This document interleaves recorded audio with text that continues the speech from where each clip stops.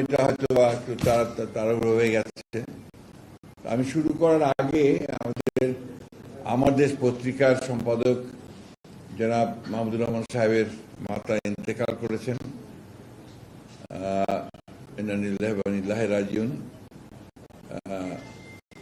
মাহমুদুর রহমান সাহেবের মার কথা এই জন্য উল্লেখ করছি যে দীর্ঘ ফ্যাসিস্ট বিরোধী সংগ্রামে মাহমুদুর রহমান সাহেবের মা তার সন্তানকে সমর্থন দিয়ে যে ভূমিকা পালন করেছেন সেটা নিঃসন্দেহে অতুলনীয়। আমি আজকে আপনাদের মাধ্যমে তার প্রতি আমার গভীর শ্রদ্ধা জানাচ্ছি, আমাদের দলের পক্ষ থেকে শোক জানাচ্ছি এবং পরম করুণাময় আল্লাহ তাআলার কাছে এই দোয়া চাইছি যে আল্লাহ তাআলা তাকে যেন বেস্ট নসিব করেন, মাহমুদুর রহমান সাহেবকে তার পরিবারকে যেন এই শোক সহ্য করবার আর শক্তি দান করেন। আজকে যে বিষয়টা নিয়ে আমরা কথা বলবো, এই বিষয়ে কথা বলাটা আপনাদের আগেও বলেছি যে এটা খুব জরুরি হয়ে পড়েছে এই জন্যে যে দুর্ভাগ্যক্রমে কিছু মিডিয়ার কিছু অংশ এবং কিছু ব্যক্তিত্বরা তারা বিএনপির সংস্কার সম্পর্কে বিভিন্ন রকম আপনার কথা বলছেন যেগুলো সঠিক নয়। বিএনপির কমিটমেন্ট টু রিফর্মস এটা কোশ্চেন করবার কোনো সুযোগ নেই, কারণ বিএনপি হচ্ছে সেই দল যে আপনার 2016 সালে ভিশন 2030 করে বেগম খালেদা জিয়া তিনি সংস্কারের কথা বলেছিলেন এবং তারপরের ব্যাপার আপনি জানেন যে 2020 সালে 22 সালে 27 দফা এবং তারপরে অন্যান্য দলগুলোর সঙ্গে আলোচনা করে 31 দফা সংস্কারের কর্মসূচি আমরাই দিয়েছি 23 সালে। তো এটাতে আমরা অত্যন্ত আন্তরিক বলেই কিন্তু ওই বিষয়টা নিয়ে আমরা সারা দেশে এই 31 দফা নিয়ে অসংখ্য প্রোগ্রাম করেছি। জনগণের কাছে যাওয়া হয়েছে, আপনার সুধী সমাজের কাছে যাওয়া হয়েছে, সুশীল সমাজের কাছে যাওয়া হয়েছে, তাদেরকে বলা হয়েছে। সেই বিষয়ে আজকে একটা মহল, একটা চক্র অত্যন্ত পরিকল্পিতভাবে বিএনপিকে সংস্কার বিরোধী বলে প্রচার করবার একটা অপচেষ্টা চালাচ্ছে। তো সেটা সম্পর্কে আমাদের যে বক্তব্য, সেই বক্তব্যগুলো আমি আজকে আপনাদের সামনে তুলে ধরছি। আমার সঙ্গে আছেন আমাদের প্রবীণ নেতা, জাতীয় স্থায়ী কমিটির সদস্য জনাব নজরুল ইসলাম খান এবং আমাদের জাতীয় স্থায়ী কমিটির সদস্য জনাব সালাউদ্দিন আহমেদ। প্রিয় সাংবাদিক বন্ধুগণ, আসসালামু আলাইকুম। জাতীয় ঐক্যমত্য কমিশনের কার্যক্রম নিয়ে আগ্রহ প্রত্যাশা যেমন অনেক, তেমনি হতাশা ও উৎকণ্ঠাও জনগণে রয়েছে। বিএনপির পক্ষ থেকে আমরা যেমন 6টি সংস্কার কমিশনের কার্যক্রম সক্রিয়ভাবে অংশ নিয়েছি, তেমনি ঐক্যমত্য কমিশনের প্রতিদিনের আলোচনায় আমাদের প্রতিনিধিগণ কার্যকর অংশগ্রহণ করে চলেছেন। বিভিন্ন বিষয়ে ঐক্যমতে পৌঁছার জন্য আমাদের প্রতিনিধিগণ সভায় অংশগ্রহণকারী অন্যান্য রাজনৈতিক দলের মধ্যে ঐক্যমত্য প্রতিষ্ঠা করা এবং অনেক বিষয়ে ছাড় দিয়ে হলেও একমত হয়ে কমিশনের ঐক্যমত্য প্রতিষ্ঠার প্রয়াসকে সহযোগিতা করেছেন। কিন্তু দীর্ঘ আলোচনার পর সংস্কার কমিশনগুলো যেসব প্রস্তাব পেশ করেছেন তার বিপরীত কিংবা নতুন নতুন প্রস্তাব উত্থাপন ও তা নিয়ে অনেক সময় অচলাবস্থা সৃষ্টির কারণে কার্যক্রম বিলম্বিত হচ্ছে। ঐক্যমত্য প্রতিষ্ঠার আগ্রহী বলেই আমাদের প্রতিনিধিগণ ধৈর্য ধরে আলোচনা শুনছেন এবং তথ্য প্রমাণ যুক্তি দিয়ে সঠিক সিদ্ধান্ত গ্রহণে কমিশনকে সহযোগিতা করছেন। রাষ্ট্র পরিচালনায় গুরুত্বপূর্ণ কর্তৃপক্ষ প্রতিষ্ঠানকে শক্তিশালী করার নামে জনগণের নির্বাচিত সংসদ, নির্বাচিত সরকার তথা রাষ্ট্র কাঠামোকে দুর্বল ও অকার্য করার কোনো প্রস্তাবের যুক্তিসঙ্গত বিরোধিতা সংস্কারের মূল উদ্দেশ্যের সাথে সঙ্গতিপূর্ণ বলেই আমরা মনে করি। জনগণের দ্বারা নির্বাচিত, জনগণের কাছে দায়বদ্ধ এবং জনগণকে জবাবদিহিতা করতে বাধ্য কোন সরকারকে গণতান্ত্রিক রাষ্ট্র ব্যবস্থায় দুর্বল ও অকার্যকর করা অবশ্যই সংস্কারের মূল আকাঙ্ক্ষার সাথে সাংঘর্ষিক। ফলে এমন কোন প্রয়াসের সমর্থন জানানো সংস্কারের মূল উদ্দেশ্যের পরিপন্থী বলে তা থেকে বিরত থাকার অর্থ সংস্কার প্রক্রিয়াকে বাধাগ্রস্ত করা নয়, বরং এই প্রক্রিয়াকে সহযোগিতা করা। প্রিয় সাংবাদিক বন্ধুগণ, 6টি সংস্কার কমিশনের মধ্যে পুলিশ সংস্কার কমিশনের বিষয় এখন আলোচনায় আছে। তবে ওই কমিশনে আমাদের দলের প্রতিনিধিবৃন্দের কাছে আমরা যতটুকু জেনেছি তাতে র্যাব বিলুপ্তি সহ প্রায় সব বিষয়ই ঐকমত্য প্রতিষ্ঠা হয়েছে। দুদক সংস্কার কমিশনের কতিপয় ছাড় দিয়ে 47টি সুপারিশের 46টিতে আমরা সম্মতি জানিয়েছি। আমরা কিন্তু স্পেসিফিক কথাগুলো বলছি আজকে আপনাদের সামনে। শুধু 29 নম্বর সুপারিশে আইনের মাধ্যমে করার পরিবর্তে আমরা আদালতের অনুমতি নেওয়ার বিদ্যমান বিধান অব্যাহত রাখার কথা বলেছি। আমরা মনে করি এটা না হলে দুদকের কার্যক্রমকে অহেতুক বিলম্বিত করার সুযোগ সৃষ্টি হবে। জনপ্রশাসন সংস্কার কমিশনের 208টি সুপারিশের মধ্যে 187টি প্রস্তাবের সঙ্গে আমরা একমত হয়েছি এবং 5টিতে আংশিক একমত হয়েছি। 5টি সুপারিশে আমরা ভিন্ন মত পোষণ করেছি। 11টি প্রস্তাবে আমরা একমত হতে পারিনি, যেগুলো দেশে প্রদেশ সৃষ্টি, পদোন্নতি ও অন্যান্য প্রশাসনিক অসঙ্গতির বিষয়। উল্লেখযোগ্য যে পদোন্নতির বিষয়ে আপিল বিভাগের রায় কার্যকর রয়েছে। বিচার বিভাগীয় সংস্কার কমিশনের গুরুত্বপূর্ণ 89টি সুপারিশের মধ্যে 62টি সুপারিশে আমরা একমত হয়েছি, 9টিতে আংশিকভাবে একমত হয়েছি, 18টিতে ভিন্ন মত পোষণ করে যুক্তি সহ পরামর্শ দিয়েছি। উল্লেখযোগ্য যে বিচার বিভাগের স্বাধীনতা বিষয়ক সকল প্রস্তাবে আমরা একমত হয়েছি।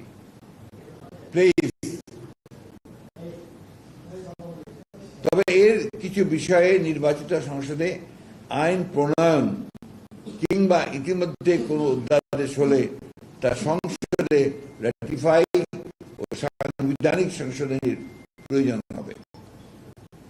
নির্বাচনী ব্যবস্থা বিষয়ক সংস্কার কমিশনের 243টি সুপারিশের মধ্যে 141টিতে আমরা একমত হয়েছি এবং 14টিতে আংশিকভাবে একমত হয়েছি।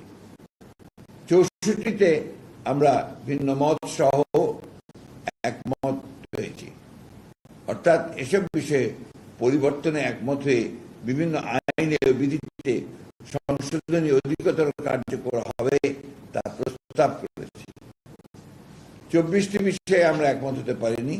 উল্লেখযোগ্য যে নির্বাচনী ব্যবস্থা সংক্রান্ত 12টি আইন ও 6টি নীতিমালা আছে। এই বিষয়ে রাষ্ট্রীয় সংবিধানেও নির্দিষ্ট বিধান আছে। এসব প্রস্তাবের বেশ কয়েকটি বাস্তবায়নযোগ্য নয় এবং কয়েকটি নির্বাচন কমিশনের স্বাধীনভাবে দায়িত্ব পালনে স্পষ্টতই বাধা সৃষ্টি করে, তাদের সাংবিধানিক স্বাধীনতা ক্ষুণ্ণ করবে। আমরা অবাধ, সুষ্ঠু ও নিরপেক্ষ নির্বাচন অনুষ্ঠানের জন্য আনিত সকল প্রস্তাবে একমত হয়েছি। আইনি সংস্কারের বিষয়ে আলোচনা অব্যাহত আছে। সংবিধান সংস্কার কমিশনের 131টি সুপারিশে আমরা দফা ওয়ারি মতামত দিয়েছি। অধিকাংশ সুপারিশে একমত হয়েছে। এর মধ্যে উল্লেখযোগ্য 70 অনুচ্ছেদ এবং প্রধানমন্ত্রীর মেয়াদ, দুই বিষয়ে আমরা ছাড় দিয়েছি। বিশেষ করে প্রধানমন্ত্রীর মেয়াদ নির্দিষ্ট করে দেওয়ার বিধান বিশ্বের কোথাও না থাকার পরেও ঐকমত্য প্রতিষ্ঠার স্বার্থে আমরা সম্মত হয়েছি। প্রধান বিচারপতি নিয়োগের বিষয়েও আমরা আমাদের প্রস্তাব থেকে সরে এসে একমত হয়েছি। জাতীয় সংসদে সংসদীয় স্থায়ী কমিটির সভাপতির পদ বিরোধী দলকে দেওয়ার ক্ষেত্রে সবচেয়ে গুরুত্বপূর্ণ 4টি সহ আসন সংখ্যার অনুপাতে সভাপতির পদ দিতেও আমরা সম্মত হয়েছি। রাষ্ট্রপতির ক্ষমতা সংক্রান্ত আর্টিকেল 49 পরিবর্তনে আমরা সম্মত হওয়ায় ঐকমত্য প্রতিষ্ঠা হয়েছে। এছাড়া তত্ত্বাবধায়ক সরকার ব্যবস্থা পুনঃপ্রবর্তন, ন্যায়পাল আইন যুগোপযোগী করা, জাতীয় সংসদের নির্বাচনী এলাকার সীমানা বিন্যাসে সংস্কার আনার জন্য সংবিধানের সংশ্লিষ্ট অনুচ্ছেদ সংশোধন ও আইনের মাধ্যমে বিশেষায়িত কমিটি গঠনেও আমরা একমত হয়েছি। বিভাগীয় পর্যায়ে হাইকোর্টের স্থায়ী বেঞ্চ প্রতিষ্ঠার ব্যাপারে সম্মত হয়ে আমরা তা বিচার বিভাগের সাথে আলোচনার মাধ্যমে বাস্তবায়নে পরামর্শ দিয়েছি। কারণ ইতিপূর্বে 1988 সালে এমন উদ্যোগকে উচ্চ আদালত বাতিল করে দিয়েছিল। এমন বহু সংস্কার প্রস্তাবে শুধুই ঐকমত্য প্রতিষ্ঠার স্বার্থে আমরা একমত হয়েছি, যেগুলি বাস্তবায়ন অত্যন্ত দুরূহ এবং যে উদ্দেশ্যে এসব প্রস্তাব তা অর্জনের সাফল্য প্রশ্ন সাপেক্ষ। রাষ্ট্র পরিচালনার এবং সংসদীয় কার্যক্রম দীর্ঘ অভিজ্ঞতার আলোকে আমরা যুক্তিগ্রাহ্য মতামত দিয়ে আমাদের দায়িত্ব পালন করেছি। প্রিয় বন্ধুগণ, ঐকমত্য কমিশনের আলোচনা অব্যাহত আছে। সংস্কার কমিশন সময়ের প্রস্তাবের উপর আলোচনা করে ঐকমত্য প্রতিষ্ঠার কথা থাকলেও নিত্য নতুন এমন সব প্রস্তাব আসছে যেগুলো রাজনীতি, রাষ্ট্র ও সংসদ পরিচালনায় বিপুল প্রভাব ফেলবে। এসব প্রভাব ইতিবাচক হলে অবশ্যই তা জনগণের কাছে গ্রহণযোগ্য হবে, কিন্তু রাষ্ট্রের মালিক জনগণকে সম্পৃক্ত না করে তাদের প্রতিনিধিত্ব কিংবা প্রত্যাশার ক্ষেত্রে বড় কোনো পরিবর্তন করার অধিকার কোনো ব্যক্তি, দল কিংবা কমিশনের আছে কিনা তা বিবেচনায় নিতে হবে। এই বিষয়ে স্পষ্ট কোনো প্রস্তাব নিয়ে আলোচনা শুরু হয়নি বলে আমরা মন্তব্য করা থেকে বিরত থাকছি। দীর্ঘ প্রায় 1.5 যুগ স্বৈরাচারের বিরুদ্ধে লড়াই করে বিএনপি শুধু টিকে থাকেনি, বরং অধিকতর শক্তিশালী ও জনপ্রিয় হয়েছে। শত শহীদের রক্তে, গুম খুনের শিকার সহকর্মীদের আত্মত্যাগে, আরো লাখো নেতা কর্মীর অবর্ণনীয় দুঃখ শোকে বিএনপির ঐক্য আরো দৃঢ় হয়েছে। এই ঐক্যবদ্ধ শক্তি ও সমর্থকে নিয়ে দীর্ঘদিন রাষ্ট্র পরিচালনার অভিজ্ঞতা নিয়ে বিএনপি দেশে আবারও গণতন্ত্র পুনঃপ্রতিষ্ঠায় ইতিহাস অর্পিত দায়িত্ব পালনে দৃঢ় প্রতিজ্ঞ। স্বৈরাচার ও ফ্যাসিবাদের পুনরুত্থান রোধে আমরা সবচেয়ে সক্রিয়। ব্যক্তি কিংবা প্রতিষ্ঠানকে অধিক ক্ষমতা দিলে যেমন ফ্যাসিবাদ কায়েম হয়, ঠিক তেমনি নির্বাচিত সরকার এবং সংসদকে ক্ষমতাহীন করলে রাষ্ট্র দুর্বল, ভঙ্গুর ও অকার্যকর হয়। আমরা যেন দলীয় স্বার্থের ঊর্ধ্বে থেকে হাজারো শহীদের রক্তে অর্জিত পরিবর্তনের সুযোগকে গঠনমূলকভাবে কাজে লাগাই এবং মহান স্বাধীনতা যুদ্ধ, 90 ছাত্র গণ অভ্যুত্থান এবং 2024 জুলাই আগস্টের ছাত্র শ্রমিক জনতার গণ অভ্যুত্থানের আকাঙ্ক্ষা ধারণ করে একটি বৈষম্যহীন, মানবিক ও সমৃদ্ধ বাংলাদেশ গড়ার দায়িত্ব পালনে ব্যর্থ আমি। আপনাদের সবাইকে অসংখ্য ধন্যবাদ। আল্লাহ হাফেজ। বাংলাদেশ জিন্দাবাদ।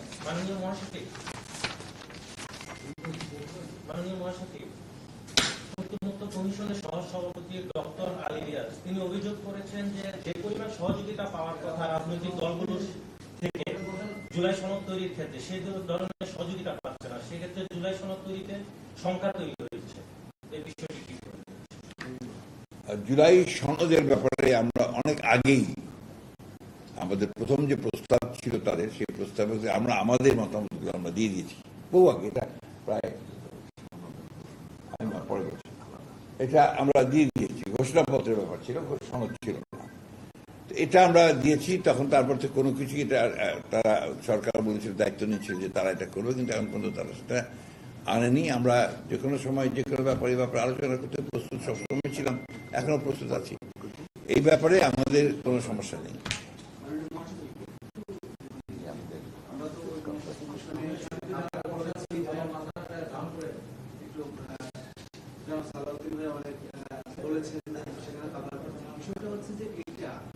ঐকমত্য কমিশন যতটা বলছে, আমরা সংবাদ সম্মেলন যখন হয় ঐকমত্য কমিশন,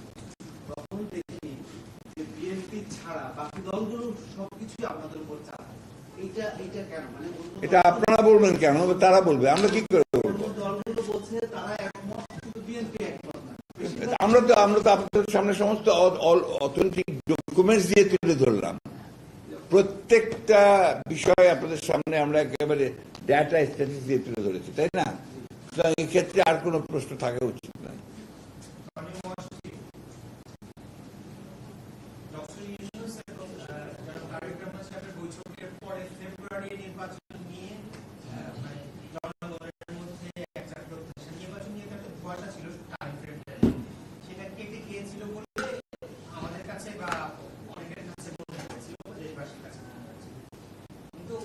অন্যান্য রাজনৈতিক দলগুলোর পক্ষ থেকে যেভাবে বলা হচ্ছে, নতুন রাজনৈতিক দল সহ অন্যান্য রাজনৈতিক দল থেকে, যে সংস্কার এবং জুলাই সনদ এগুলোর বাস্তবায়ন ছাড়া আসলে নির্বাচন হতে পারে না, নির্বাচন নিয়ে তো এই ফেব্রুয়ারি নির্বাচন নিয়ে যখন মানুষের মধ্যে একটা প্রত্যাশা সৃষ্টি হয়েছিল, তখন আবার এই সংস্কার ইস্যু, জুলাই সনদ নিয়ে যে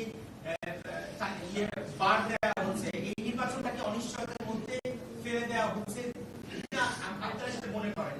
না, আমরা তো আপনাদেরকে পরিষ্কার করে বলেছি যে আমরা মনে করি যে জনগণ নির্বাচন চায়, বহুবার বলেছি, এখনো বলছি, এবং আমরা মনে করি যে যেটা আপনার নির্ধারিত হয়েছে, একটা আলোচনা হয়েছে আমাদের ভারপ্রাপ্ত চেয়ারম্যান সাহেব এবং প্রধান উপদেষ্টার মধ্যে ফেব্রুয়ারিতে নির্বাচনের অনুষ্ঠানের, আমরা আশা করি যে সেই লক্ষ্যেই দেশ এগিয়ে যাবে। আমরা দেখেছিলাম যখন প্রধানমন্ত্রী মেয়াদ নিয়ে বিএনপি বলল 10 বছরে তারা রাজি হয়েছে, তখনই ঐক্যমত্য কমিশন বলল যে এনসিপি এনসিসি সিদ্ধান্তের আগে আসলে এই বিষয়ে সিদ্ধান্ত নেওয়া যাবে না। তো এই ধরনের অনেকগুলো বিষয় দেখি যে এরকম বেশ কিছু বিষয়ে দেখি যে চাপ তৈরি করার এক ধরনের চেষ্টা চলে। যদি একটু আপনারা এবং আরেকটি এইভাবে কি হচ্ছে যে আপনারা একটা শর্ত, একসাথে আপনারা প্রধানমন্ত্রীর মেয়াদের মানতে রাজি হয়েছেন, কোনো একটা শর্ত জড়িত, এটাও তাদেরকে একটা বাধ্য করছে বা এক ধরনের প্রেশারাইজ বিষয়টা ওনারা যেভাবে বর্ণনা করেছেন সেটাতে কিছু অস্পষ্টতা আছে। আমরা পরিষ্কার বলেছি দেশে যাতে পুনর্বার কোনো স্বৈরাচারের উৎপত্তি না হয়, উৎপাদন না হয়, ফ্যাসিজমের কোনো উৎপাদনের ব্যবস্থা না থাকে, সেই জন্য পৃথিবীর কোনো দেশে প্রধানমন্ত্রীর মেয়াদ নির্ধারিত থাকার কোনো নজির নাই। সত্ত্বেও আমরা বলেছি যে কোনো ব্যক্তি বিএনপির উচ্চ পর্যায়ের স্ট্যান্ডিং কমিটির সিদ্ধান্ত অনুযায়ী কোনো ব্যক্তি 10 বছরের বেশি প্রধানমন্ত্রীর আসনে বহাল থাকবেন না। এটা সাথে আমরা এটা বলেছি প্রধানমন্ত্রী এবং সংসদ নির্বাহী বিভাগকে কার্যকরভাবে সরকার এবং রাষ্ট্র পরিচালনার স্বার্থে তার কর্মপরিধির মধ্যে অন্য কোনো অর্গান এবং অন্য কোনো বডি সৃষ্টি করে যাতে তার কর্মকাণ্ডকে ব্যাহত না করে, সেই জন্য আমরা এনসিসি জাতীয় কোনো ধারণার সাথে একমত হইনি। এটাই ছিল আমাদের শর্ত। আপনি তো প্রায় প্রতিদিন আলোচনা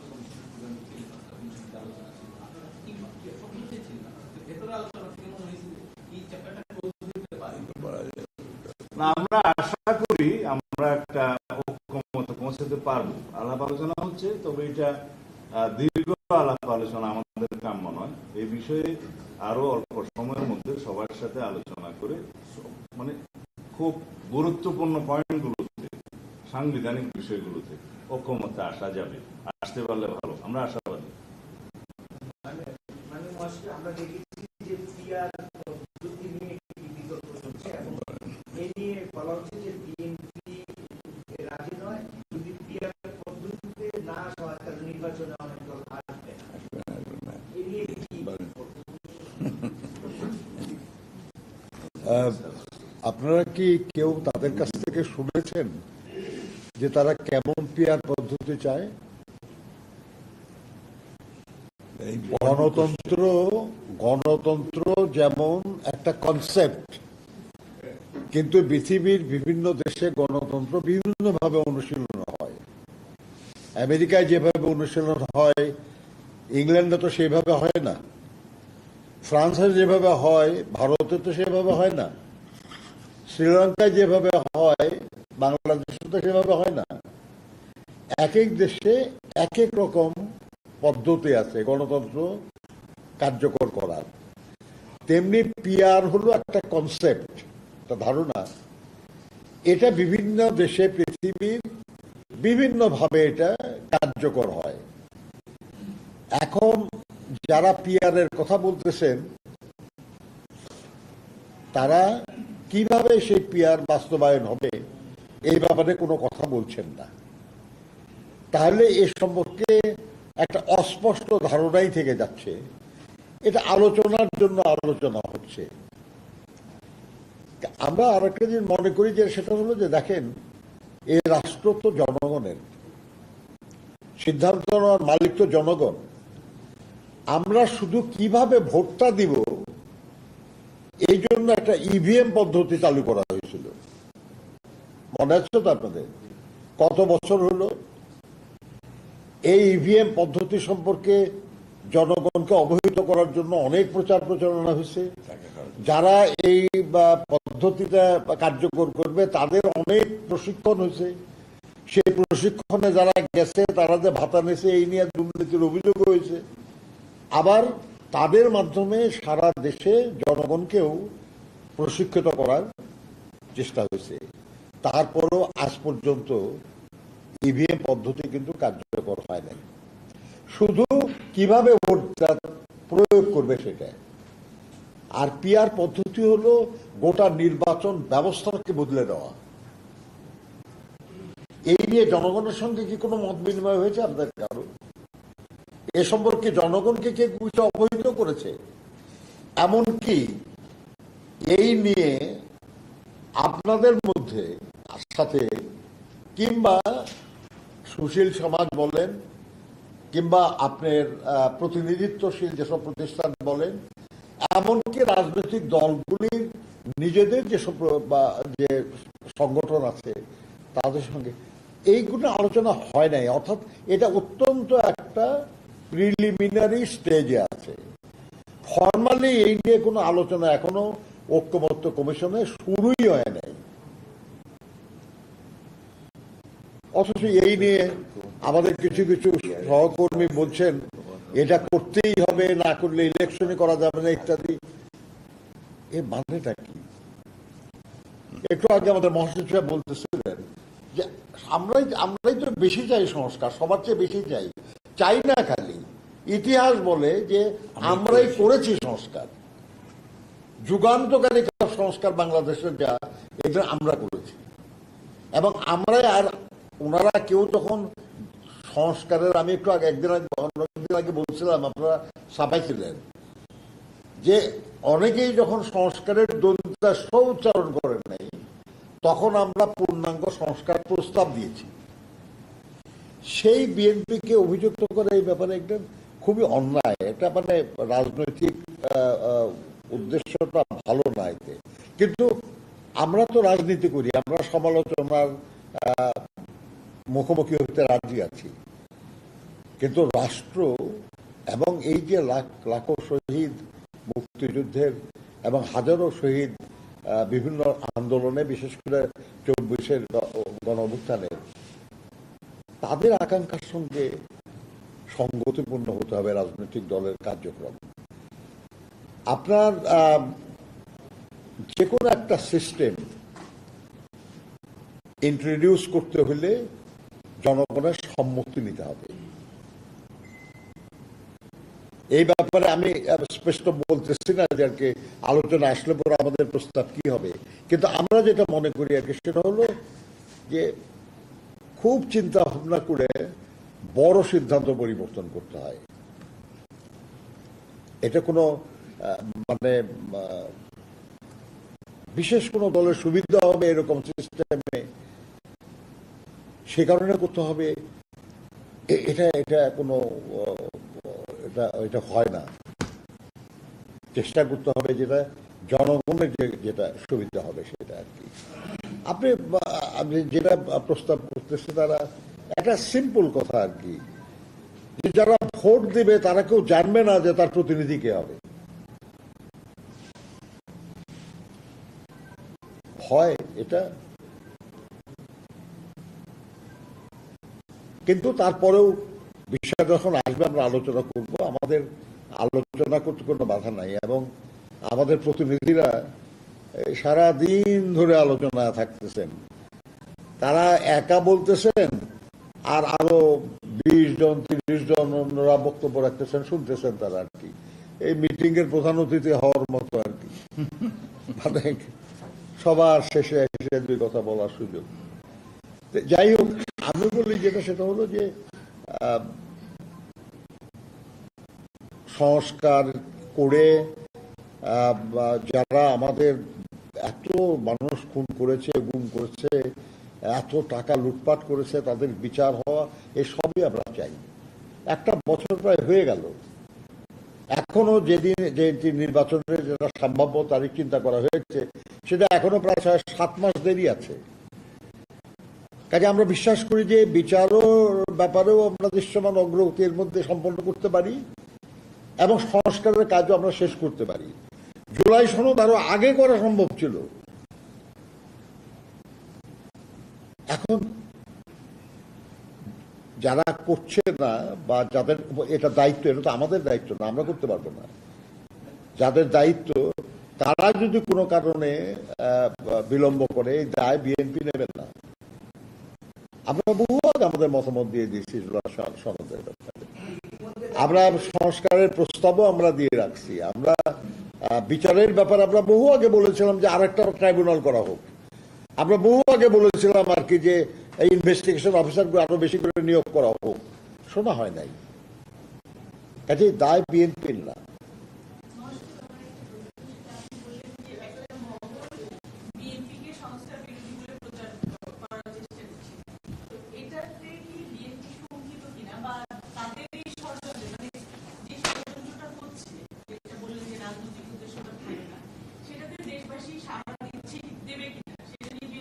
প্রশ্নটা হচ্ছে কি, যে আপনার কোন উদ্দেশ্যে এটা করা হচ্ছে এটা বোঝা দরকার।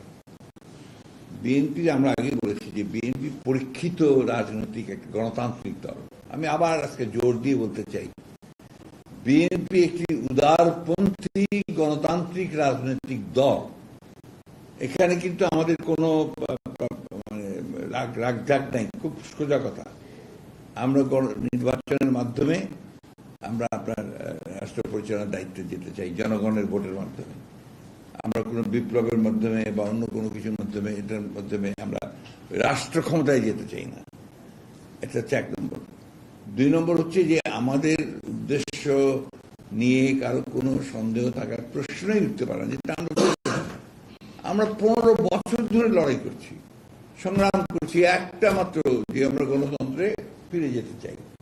গণতন্ত্র নিয়ে গেছে হাসিনা, ফ্যাসিস্ট সরকার, আমরা সেই জায়গায় ফিরে যেতে চাই। তার প্রাথমিক বিষয়টা হচ্ছে যে আমার ভোটের অধিকার আমি চাই, আমার বাক স্বাধীনতা চাই, আমার বিচারের অধিকার চাই, ন্যায় বিচারের অধিকার চাই, এই বিষয়গুলো, তাই না?